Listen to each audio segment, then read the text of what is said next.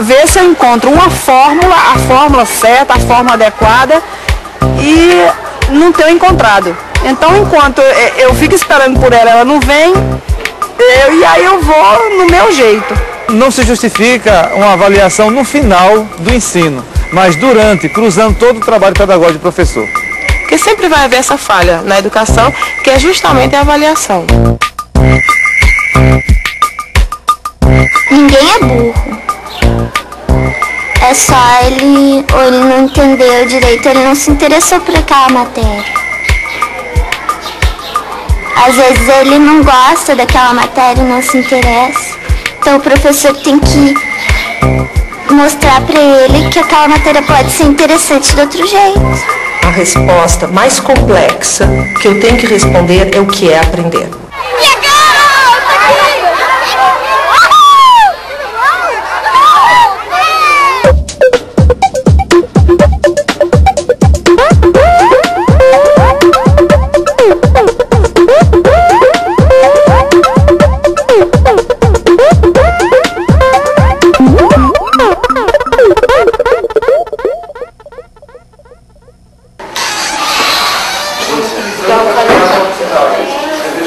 Avaliar para promover a cidadania, avaliar para promover esse aluno como um sujeito digno de respeito, com seus direitos, não é? Que tenha acesso a todas as oportunidades que a vida social possa lhe oferecer. Todas as escolas têm que ter a prova, tem que ver o esforço do aluno, né? Se o aluno é bem esforçado, ele certamente vai bem nas notas, né? A avaliação também serve não só ao professor, mas ao próprio aluno, que ao se dar conta, né, do que ele já sabe, do que ele não sabe, do que ele precisa saber, ele reorienta os investimentos dele no seu próprio ato de aprendizagem. Uma avaliação que está sempre apontando um caminho, é uma avaliação discutida. Não está bom, por que não está bom e o que a gente pode fazer para contornar isso? Quando tu faz uma avaliação, tu estás avaliando não só a criança, mas está avaliando a tua prática docente, né? Está avaliando as tuas metas, os teus objetivos dentro do teu projeto político-pedagógico. No Brasil, nós tivemos duas correntes pedagógicas que influenciaram as formas de avaliar. Uma foi a liberal, que se divide em pedagogia tradicional, a escola nova e o tecnicismo. Essas pedagogias centravam a forma de avaliar no aluno. E o seu objetivo era apenas mensurar o que o aluno conseguiu armazenar do ensinado. Então, o fracasso escolar era única responsabilidade do aluno. A avaliação ela é uma prática muito antiga, mais antiga mesmo do que a própria escola, porque ela faz parte da ação humana. Ou seja, cada vez que nós temos uma ação intencional, é desejado que a gente saiba os resultados dessa ação. Então, se avalia. Tradicionalmente, ela entra de uma forma muito perversa, porque ela é basicamente classificatória e seletiva. Por que a avaliação classificatória era injusta? Primeiro, porque acreditava que só existia uma forma de aprender e uma forma de ensinar. Então, quem não se aproximava da única forma de ensinar da escola era tido como ignorante, incapaz, incompetente. Então, os alunos eram excluídos e se taxava os alunos de ter dificuldade de aprendizagem, mas, na verdade, esses alunos não tinham dificuldade de aprendizagem, simplesmente. Eles tinham formas diferentes de aprender e que, de certa forma, eram excluídos da escola. Essa avaliação clássica não tem sido suficiente para mudar hábitos, né? Parece que nós criamos mundos, o mundo da teoria e o mundo da prática parece que não se tocam. Então, o que o professor pode ter hoje nas suas avaliações, uma avaliação muito mais ampla, muito mais complexa, muito mais rica do que simplesmente dar um valor quantitativo, né? A partir da década de 60, se começa a discutir uma nova concepção pedagógica, que são as pedagogias progressistas. Essa pedagogia está centrada na aprendizagem significativa, que acredita que os alunos aprendem, agora, em percursos de aprendizagem diferente. Cabe à escola descobrir as formas que os alunos aprendem. Nós avaliamos aquilo que trabalhamos. E a escola trabalha com conteúdos que são de natureza mais conceitual, mais factual, trabalha com conteúdos de natureza procedimental, trabalha com conteúdos que são de natureza valorativa, né, que são os valores e as atitudes. Isso tudo é conteúdo escolar no sentido de que são questões que a escola assume como sendo da responsabilidade dela.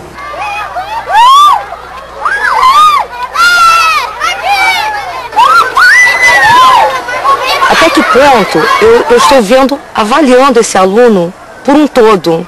Até que ponto eu não estou classificando em cima dos meus conceitos? É aquilo, como que eu consigo? Será que eu tenho esse olhar, esse poder de estar olhando ele por todos os ângulos ou em cima das minhas concepções, né? A gente sabe que o aluno tem uma vida toda anterior, ele não está pronto, ele vem com uma bagagem muito grande e ele tem muita coisa pela frente ainda a desenvolver nesse processo de ensino-aprendizagem, né?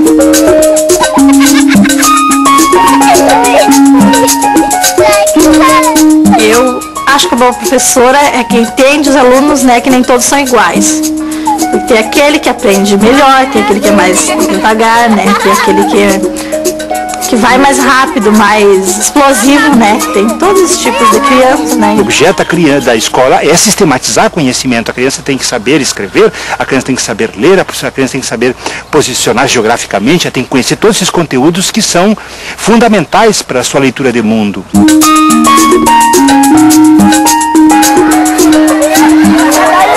Professor bacana é que dá exercício que ajuda a gente. É o professor que explica, que ensina, que a gente sabe cada vez mais. Bom aluno é aquele que se interessa, que faz os trabalhos, que dá a sua opinião. Eu acho assim que a professora que sabe ouvir os alunos, ela consegue entender o problema dos alunos.